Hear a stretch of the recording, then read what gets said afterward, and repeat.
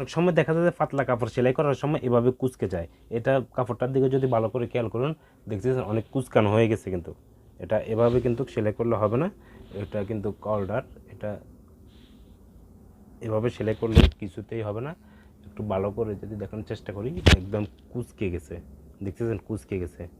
এটা এইদিকে, এটা হচ্ছে বারোটা দিক, এদিকেও দেখুন একদম কুঁচকানো।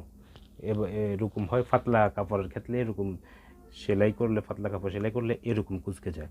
তো এটার কারণ হচ্ছে, আমি যদি কোনো একদম সহজভাবে আপনাদেরকে বলি, এই সমস্যাটা হয় শুধু যে আমরা সুতাগুলো আছে এখানে যে যাতায়াত করতেছে সুতাগুলো টেনশন পাতি দিয়ে, এই টেনশন পাতির সুতাটা যদি কোনো টাইট হয়, ওই কারণে এই সমস্যা দেখা দেয়। এবং যদি কোনো আমাদের নিচের যে ববিন কেসটা আমি যদি খুলে আপনাদেরকে দেখাই, এই ববিন কেসের যদি কোনো এই সুতাটা টাইট হয়, তখন এই সমস্যাটা দেখা দেয়। তো আমরা এটাকে লুজ করে দেব, এটাও লুজ করে দেব, এখন এটাও লুজ করে দেব। একদম দুটোটা সমান তালে লুজ করতে হবে।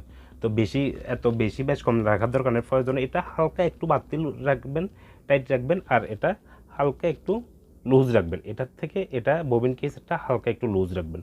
তো আমি প্রথমে আমার ববিন কেসটা দেখতেছি একটু টাইট আছে, তো এটা আমি প্রথমে একটু হালকা লুজ করে দিচ্ছি।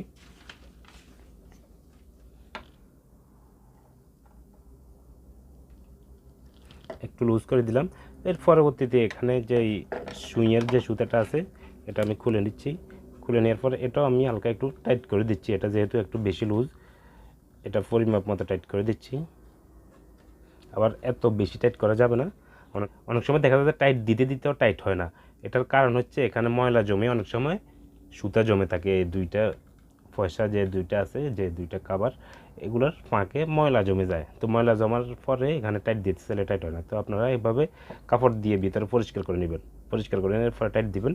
তো আমার এটা মোটামুটি টাইট আছে। এটা কতটুকু টাইট রাখবেন, এটা আমি এভাবে টান দিবেন, দেখবেন একদম সহজে আসতেছে কিনা। তো এরকম করে টাইট রাখার পরে এই যে ববিন কেসটা আছে, ববিন কেসটা তো আমি লুজ করেছি। তো এখন তো ববিন কেসটা লাগিয়ে আমি যদি কোনো সেলাই করে দেখি এখন কীরকম সেলাই হচ্ছে, তো আমি এইদিকে সেলাই করে, এদিকে তো যেহেতু সেলাই নাই, এইদিকে সেলাই করে দেখি।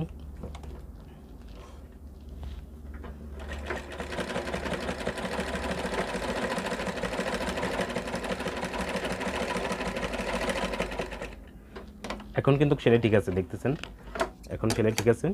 এখন কিন্তু এভাবে হিঁচতেছে না, সেলাইটা একদম বরাবর পারফেক্ট হয়েছে। তো আগের সেলাইটা হচ্ছে এরকম, এটা একদম টাইট, মানে খিঁচে ফেলছে, এভাবে খিঁচে ফেলছে। তো এভাবে আপনারা সেলাই মেশিনে যদি কোনো কাপড় কুঁচকে যায়, তো এভাবে ঠিক করবেন। ধন্যবাদ সবাইকে।